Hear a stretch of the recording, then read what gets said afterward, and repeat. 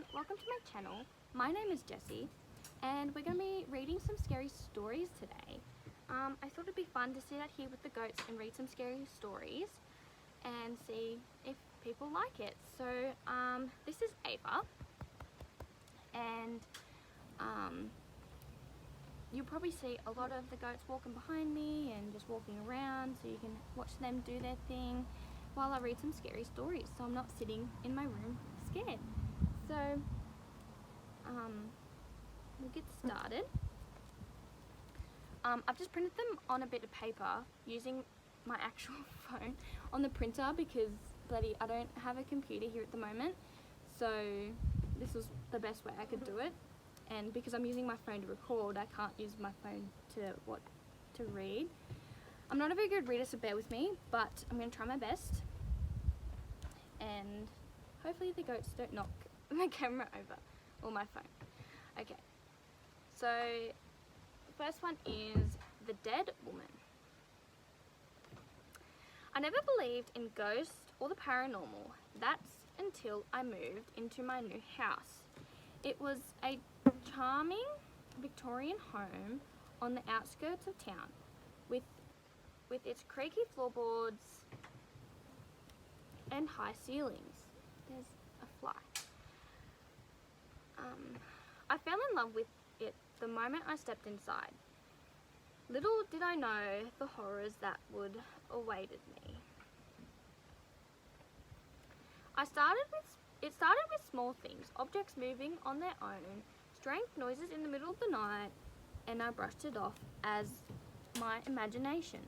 Until one night, I awoke to find a figure standing at the front of my bed. It was a woman with long dark hair and pale face. She didn't say anything, but her presence sent chills down my spine. Oh my god, that is terrifying. Ava, please don't knock the bloody phone over. Thank you. No. I just had to move her because she was going to knock the camera over. Okay, so from that night on, I could feel her watching me, following me wherever I went in the house. I tried to ignore it, but it became harder and harder to do so. I started seeing her more clearly, her face twisted in an expression of pure rage. I knew she was trying to communicate with me, but I was terrified on what she might say. Oh, this is terrifying. One night, as I was getting ready for bed, I heard a whisper in my ear. "Get out." It said in a voice that sounded like it was coming from depths of hell. Turned around, but no one was there. I tried to snake off the feeling, but it lingered with me. I couldn't sleep. The feeling of being watched was overwhelming.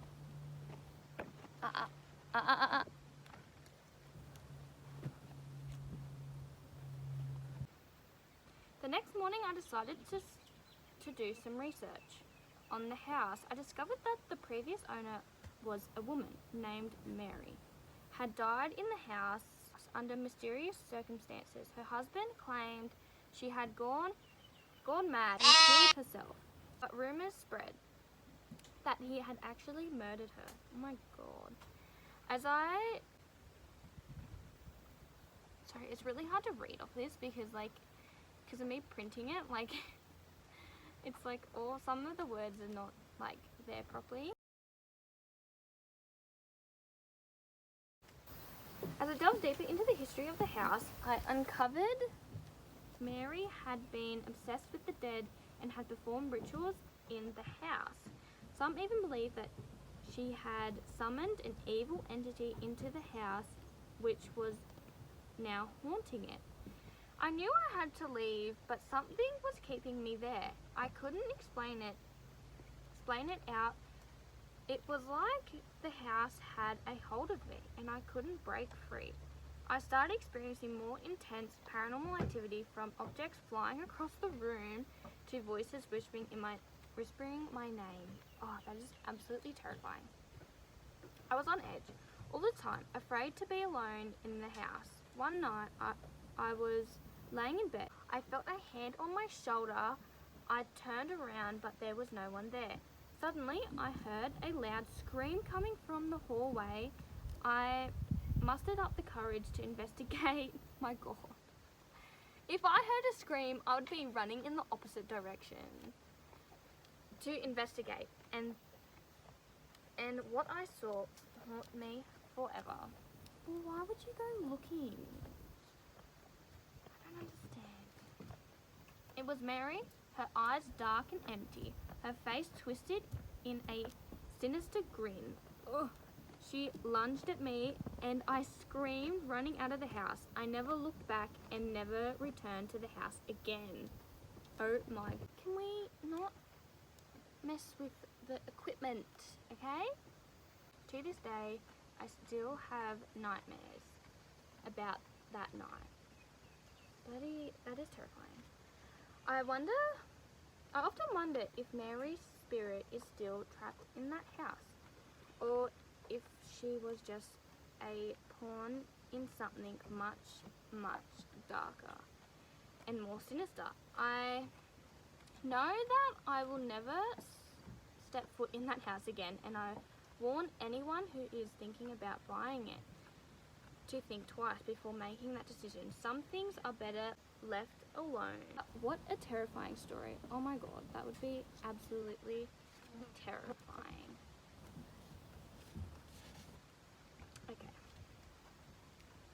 Okay, now we have this one. It has no name, so... A few years ago, I was walking through the woods off the beaten track a bit and smelled this really overpowering sweet smell. Being nosy, I pulled back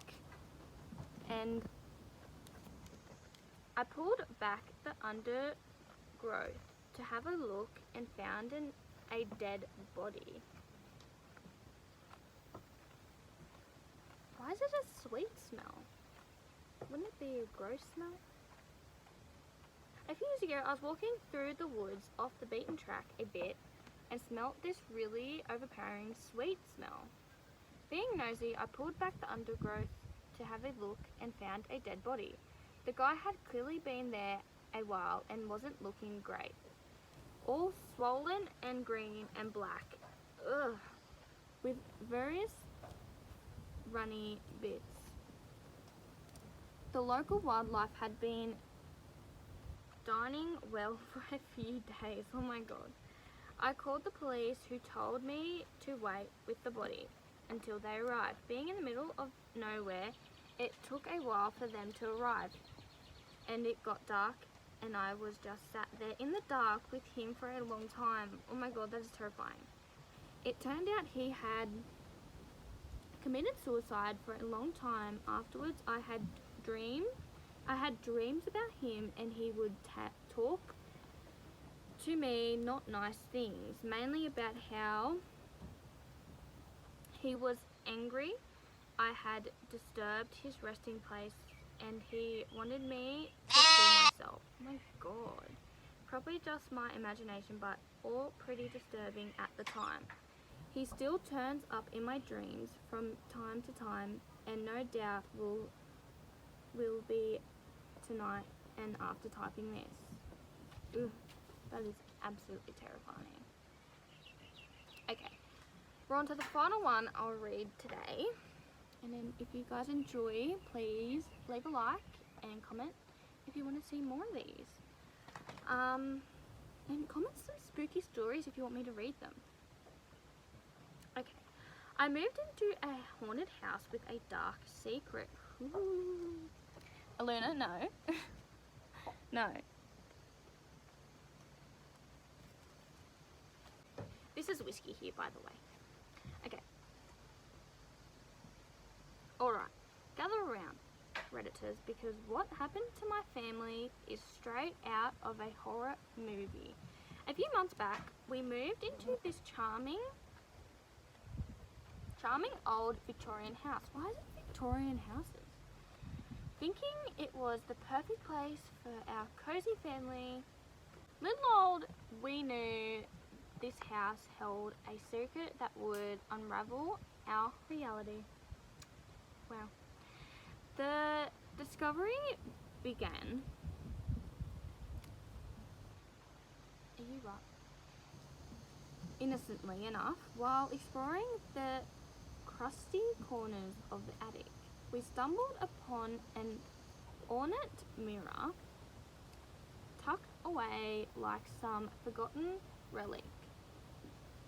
Enfigured by its vintage charm, we brought it downstairs, unknowingly inviting an unsettling force into our lives. At first it was subtle. Late night whispers echoed through the halls, and our dreams turned into dark, twisted scenarios. My wife began seeing figures in the mirror, shadows that moved independently of any light source. It was unsettling to say the least. Things took a sinister turn when our daughter starts playing with the mirror. She claimed it showed a different version of our living room, a distorted reality, and sent shivers down our spines. Oh my god. Children can be so scary. Dismissing it as an overactive imagination, we soon realized the mirror was far more scary than we could have imagined. That's what I'm going to put that as.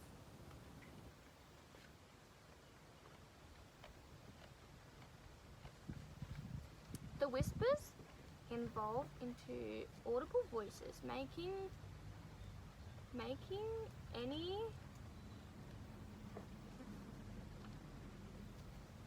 and distorting our thoughts. The shadows with the mirror seemed to linger longer, and the reflections took on a sinister life of their own. One night, my wife woke up to find her reflection grinning at her with, I don't even know how to say that word, with a